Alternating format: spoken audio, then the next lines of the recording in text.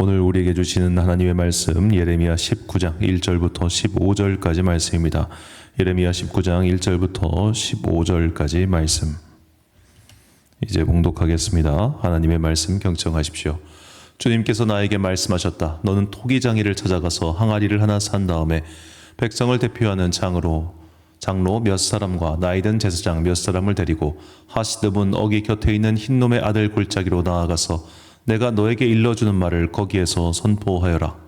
너는 이렇게 말하여라. 너 유다 왕들과 예루살렘 모든 주민아, 너희는 나 주의 말을 들어라. 나 만군의 주 이스라엘의 하나님이 말한다.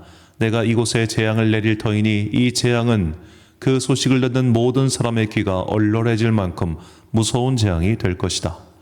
이것은 그들이 나를 저버리고 이곳을 남의 나라처럼 만들어 놓고 그들 자신뿐만 아니라 그들의 조상이나 유다 왕들도 전혀 알지 못하던 다른 신들에게 분향하고 이곳을 죄 없는 사람들의 피로 가득 채워 놓았기 때문이다. 그리고 그들은 제 자식들을 바알에게 번제물로 불살라 바치려고 바알의 산당들을 세움으로써 내가 그들에게 명한 적도 없고 말한 적도 없는, 내가 상상조차도 하여 본 적이 없는 죄를 저질렀기 때문이다. 그러므로 보아라, 그날이 오면 다시는 도벳이나 흰놈의 아들 골짜기라고 부르지 않고 오히려 사륙의 골짜기라고 부를 것이다. 나 주의 말이다. 내가 이곳에서 유다와 예루살렘의 계획을 좌절시키고 그들이 전쟁할 때에 원수들의 칼에 찔려 죽게 하고 그들의 목숨을 노리는 사람들의 손에 죽게 하고 그들의 시체는 공중의 새와 들짐승의 먹이가 되게 하겠다. 내가 이렇게 이 도성을 폐허로 만들 것이며 비웃음거리가 되게 하겠다. 그러면 이 도성을 지나가는 사람마다 이곳에 내린 모든 재앙을 보고 놀라며 비웃을 것이다. 그리고 그들은 목숨을 노리는 원수에게 포위되어 곤경에 빠지면 그들은 제 자식들을 잡아먹고 이웃끼리도 서로 잡아먹을 것이다.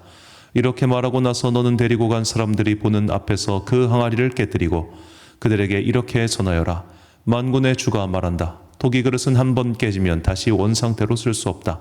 나도 이 백성과 이 도성을 토기 그릇처럼 깨뜨려 버리겠다. 그러면 더 이상 시체를 묻을 자리가 없어서 사람들이 도베데까지 시체를 묻을 것이다. 내가 이곳과 여기에 사는 주민을 이처럼 만들어 놓겠다. 반드시 이 도성을 도베처럼 만들어 놓겠다. 나 주의 말이다. 예루살렘의 집들과 유다 왕궁들이 모두 도벳의 터처럼 불결하게 될 것이다. 이는 집집마다 사람들이 지붕 위에서 온갖 천체에게 향을 피워 올리고 이방 신들에게 술을 부어 제물로 바쳤기 때문이다. 예레미야는 주님께서 예언하라고 보내신 도벳에서 돌아와 주님의 성전뜰에 서서 모든 백성에게 말하였다. 나 만군의 주 이스라엘의 하나님이 말한다. 이 백성이 고집을 부려 나의 말에 순종하지 않았으므로 이제 내가 이미 선포한 그 모든 재앙을 이 도성과 거기에 딸린 모든 성읍 위에 내리겠다. 아멘. 지옥을 건설하는 사람이란 제목으로 하나님의 말씀 선포하겠습니다.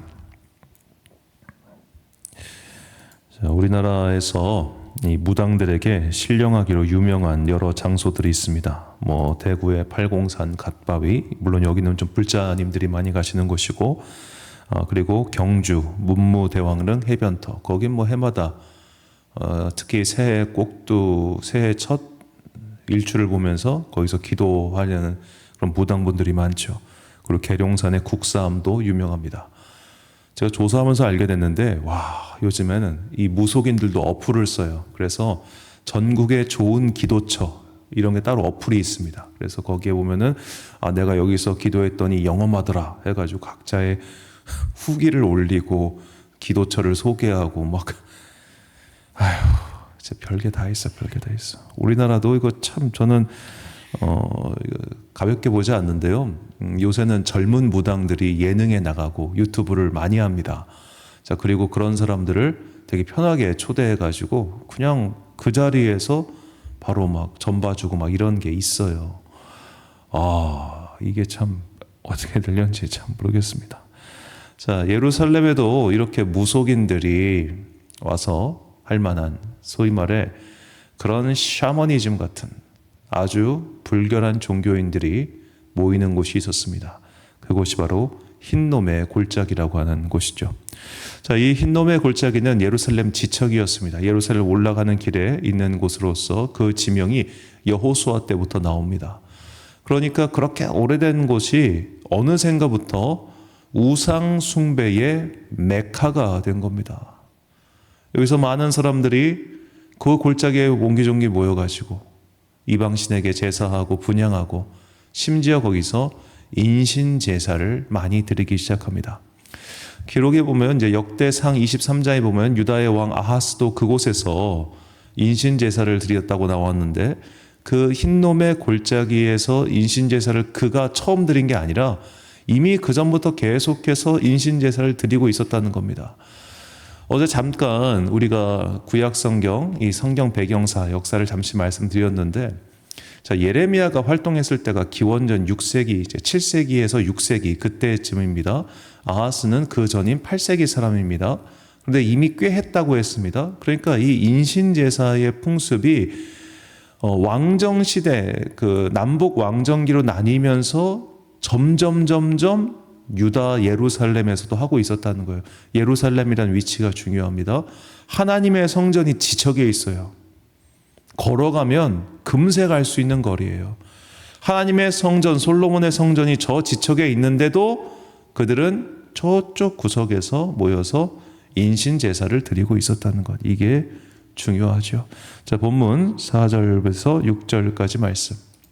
이는 그들이 나를 버리고 이곳을 불결하게 하며 이곳에서 자기와 자기 조상들과 유다 왕들이 알지 못하던 다른 신들에게 분향하며 무죄한 자의 피로 이곳에 채웠음이며 그냥 노란 부분만 읽겠습니다. 자기 아들들을 바알에게 번제로 불살라 드렸으니 그러므로 다시는 이곳을 도벳이나 흰놈의 아들의 골짜기라 부르지 아니하고 오직 죽음이 골짜기라 부르는 날이 이를 것이라 여호와의 말이니라. 자, 자기 아들들을 바알에게 번제로 불살라 드리는 인신 공양터, 그곳이 흰놈의 아들의 골짜기였다는 겁니다. 오늘 본문에서는 흰놈의 아들의 골짜기, 다른 데서 그냥 흰놈의 골짜기라 나오는데 둘 사이에 차이는 없습니다. 자, 이 흰놈의 골짜기 그리고 도벳이라고 하는 이 이름을 기억하십시오. 자, 도벳이라고 하는 곳은 그냥 화장터를 뜻하는 말입니다. 흰놈의 골짜기는 히브리어로 게흰놈이라고 하는데 나중에 이것을 헬라어로 번역하면서 이걸 그냥 그대로 살려서 게헨나라고 번역했습니다. 자, 게헨나라는 단어 아마 어디서 많이 들어보셨을 겁니다. 지옥을 뜻하는 대명사가 게헨나입니다. 자, 이걸 잘 한번 엮어서 상상을 해보십시오. 화장터, 인신제사, 그리고 지옥. 어제 말씀드렸지만, 자, 이 우리가 보고 있는 구약 성경의 배경이 상고 시대입니다. 상고 시대. 그러니까 상고 시대에 하나님께서 사람들은 사람이라면 무릇 이렇게 살아야 된다고 하는 율법을 정해 주셨다는 것, 이것도 대단한 일이죠. 그런데 이때 아직 상고 시대이기 때문에 사람들이 상고 시대 같이 살았어요. 자, 우리나라 유명한 구전 전통 소설, 민속 소설이라고 해야 되나요? 춘향전도 결국 심청전도 결국 인신제사 아닙니까? 바다의 신에게 사람을 바치는, 처녀를 바치는. 자, 그런 인신제사 풍습은 전 세계에서 곳곳에 드러납니다. 그리고 그것은 상당히 오래된 풍습입니다. 기원 후에도 그런 풍습이 있었으니 상고 시대라면 말할 나위가 없었겠죠. 자, 그렇다면 왜 사람들은 인신제사를 드렸을까요? 자, 내가 인신제사의 희생양이 되는 것, 그것을 기뻐하면서 영광스러워하고 내가 신에게 올라간다, 내가 인신제사가 돼가지고 여러분들을 위해서 희생한다, 이것을 기쁘게 했다는 기록이 어디 나옵니까? 다들 슬퍼하죠. 괴로워하죠. 힘들어하죠. 그런데 공동체의 이기심 혹은 다른 사람의 욕망 때문에 그의 생명을 취하는 겁니다. 달리 말해서, 그냥 적나라하게 말해서 나 살자고 너 죽이기는 게 인신제사입니다. 나 살자고 너를 죽이는 그 욕망이 켜켜이 쌓였습니다. 그 화장터는 그런 욕망에 의해서 희생당한 사람들의 뼈가루가 잔뜩 있는 곳이에요. 자, 요즘 화장터도 엄청나게 화력을 왕창 높이니까 사람이 가루가 되죠. 그래도 뼈가루가 남고 심지어 뼈 조각도 남아 있습니다. 그렇게 화력을 어마무시하게 쳐다보아도 그 옛날에 화력을 해봤자 그게 불 온도가 얼마나 올라가겠습니까? 가마를 만들 줄 알았겠어요? 뭐가 있었겠어요? 그냥 태웠겠죠. 그냥 태우는 건 1000도를 넘어가지를 못합니다. 가둬놓고 불을 넣어줘야지 그게 온도가 활활 올라가서 사람이 타지. 안 타요, 웬만해서는. 웬만해서는 안 탄다고요. 그냥 시체 그게 그대로 남아 있었을 겁니다. 그 옛날에 화력이라는 게 뭐가 있었겠어요. 그렇게 받쳐놓고 뭐 먹지는 않았겠죠. 끔찍한 이야기를 새벽부터 하고 있는데, 자, 그 장면을 우리가 굳이 머릿속에 그려보자 이겁니다. 왜 그게 지옥의 모습입니까? 지옥은 어떤 곳이냐? 각자의 욕망에 의해 희생된 사람들의 원념이 막 울부짖는 곳입니다. 나의 욕심을 채우기 위해 다른 사람을 희생시키고 짓밟았던 자들의 그 울음소리가 울려 퍼지는 곳이 지옥입니다. 그 지옥이 사람들을 결국 다 끌어당긴다는 거예요. 그래서 이사야서 마지막 장 마지막 절이 그 지옥의 모습을 이렇게 묘사합니다. 그들이 나가서 내게 패역한 자들의 시체들을 볼 것이라. 그 벌레가 죽지 아니하며 그 불이 꺼지지 아니하며 모든 혈육에게 가증함이 되리라. 아멘. 자, 그 불이 꺼지지 않는다. 이게 게헨나의 상태를 옮긴 것이다. 그렇게 사람들은 말합니다. 주석가들은. 자, 게헨나 화장터. 누군가의 욕망에 의해서 희생된 사람들이 계속해서 희생되는 곳. 그 시체가 켜켜이 쌓인 끔찍한 곳. 그런데도 다시 한번 그 위에 욕망의 시체를 쌓는 곳. 그곳이 지옥이고 그곳엔 벌레가 썩지 않고 그곳에선 불길이 타오를 겁니다. 누가 타오르게 만드느냐? 바로 욕망의 땔감을 걷다가 부어준 사람들. 그 사람들 때문에 지옥의 불꽃은 지금도 타오르고 있을 겁니다. 자, 이것을 오늘 우리의 삶으로 돌아봅시다. 자, 흰놈의 골짜기, 그 개흰놈의 불꽃이 꺼지지 않도록 개흰놈의 화장터가 계속해서 불을 뿜어대도록 만든 사람들이 누구입니까? 자기의 욕망을 위해서 자기 자식들의 생명을 희생시킨 자들입니다. 자신의 성공을 위해서 누군가의 생명을 취하려고 했던 자들입니다. 자신의 목표를 이루기 위해서 다른 사람의 희생 따위는 개의치 않고 그대로 직진하며 달려갔던 자들입니다. 그 자들이 흰놈의 골짜기 게헨나의 땔감을 공급했습니다. 그리고 그 원념의 불꽃은 결국 그들의 시체를 파먹고 그들에게 영원히 꺼지지 않는 불꽃이라고 하는 그 벌을 내리게 되는 거죠. 오늘 나는 지옥의 땔감을 공급하는 사람입니까? 아니면 그 지옥의 땔감이 하나라도 덜 들어가도록 막고 있는 사람입니까? 만약 내가 내 욕심을 이루기 위해서 그 어떤 것도 개의치 않는 존재라면, 내 성공을 위해서, 내 이득을 위해서 누군가의 희생이나 누군가의 인생을 가볍게 여기는 사람이라면 나는 어쩌면 오늘도 지옥을 건축하는데 한몫 단단히 하고 있는 사람일 수 있습니다. 이 흰놈의 골짜기, 게헨나, 그리고 지옥의 화장터. 이 이미지를 한번 오늘 잘 묵상해 보시기 바랍니다. 그 희생당한 아이들의 켜켜이 시신이 쌓여 있고 매캐한 냄새가 나는데 그 냄새가 어떤 냄새였겠습니까? 그런데도 거기에 다시 가서 시체를 공급하는 자들. 자신의 욕망을 위해서라면 그 어떤 것도 멈추지 않으려고 하는 자들. 그런 자들을 향해서 예수님께서 이렇게 말씀하십니다. 마가복음 9장 47절 말씀. 만일 내 눈이 너를 범죄하게 하거든 빼버리라. 한 눈으로 하나님의 나라에 들어가는 것이 두 눈을 가지고 지옥에 던져지는 것보다 나으니라. 아멘. 저는 이 말씀을 처음 들었을 때 너희 안에서 나쁜 짓을 멈춰라 정도로 의미 부여를 해봤습니다. 그런데 조금 더 오늘 본문과 빗대어 생각해 보니, 자, 우리가 범죄하면 범죄할수록 지옥의 불꽃은 더욱더 크게 타오르고 있다는 겁니다. 그래서 지옥의 보탬이 될 인생을 살 바에는 차라리 빨리 이건 좀 좋지 않은 말이니까 어디가 잘못돼 가지고 그만하는 게 낫다 이 말입니다. 차라리 네가 크게 다치거나 건강이 크게 상하면 그 나쁜 짓 하지 않겠지라고 말이죠. 여러분, 사지백체 멀쩡한 사람이 알코올 중독되고 도박 중독돼 가지고 자기 인생만 망칩니까? 아니요. 주변의 인생도 같이 망가뜨린 것 아니겠습니까? 저는 장례식 때 자기 부모 돌아가셨을 때 그분이 했던 이 말을 잊을 수가 없어요. 목사님, 드디어 끝났어요. 드디어 끝났어요.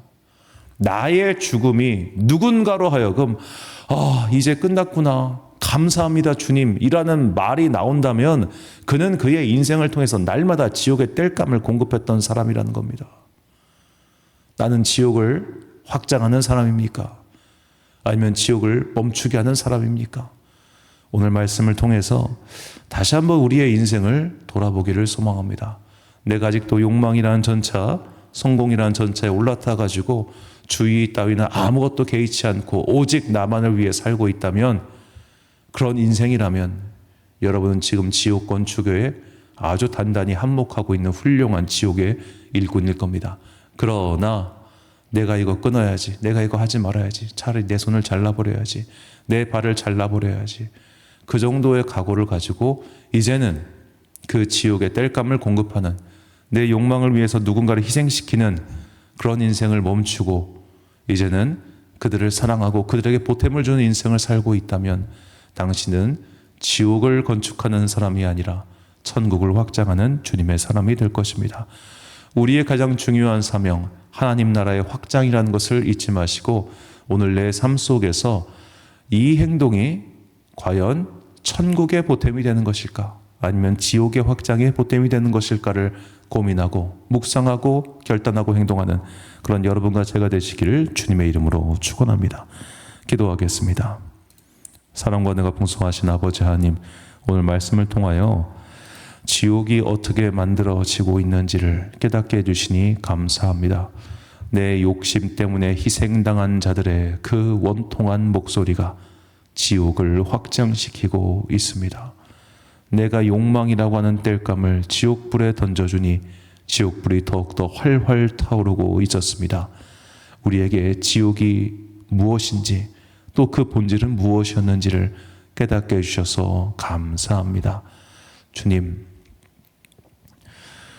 오늘 나의 삶의 목표가 무엇인지, 그리고 그 목표를 위해서 나는 무엇을 하고 있으며 또 무엇을 희생시키고 있는지 항상 스스로를 돌아보고 내 인생의 잘못에서 크게 깨닫고 돌이키는 그런 용기 있는 주님의 사람들 되게 하여 주옵소서. 부모를 희생시키는 자녀가 있고 또 자녀를 희생시키는 부모도 있으며 배우자를 희생시키는 배우자가 있고 주변 사람들 괴롭히고 못살게 구는 그런 사람 또한 있습니다. 모두가 지옥의 일조를 하고 있는 사람들이오니 각자의 잘못을 깨닫고 이제 하나님 나라의 확장, 천국의 확장을 위해서 노력하는 주님의 손과 발 되게 하여 주옵소서. 날씨가 추워지고 있습니다. 이 연말 우리에게가 잘 번영할 수 있도록 주님께서 따뜻한 성령의 기운을 모두에게 부어주시길 간절히 소망하오며 이 모든 말씀 우리 구주 예수 그리스도의 이름으로 기도드립니다. 아멘. 오늘의 기도 제목입니다. 나는 무엇에 대하여 욕심을 가지고 있습니까? 그 욕심은 하나님 앞에서 과연 정당한 것입니까? 내 안의 모든 종류의 욕망에 대하여 하나님 앞에서 분별하며 기도하십시오. 오늘 주신 기도의 제목 가지고 기도와 묵상에 힘쓰는 하루 되시길 바랍니다. 기도하겠습니다.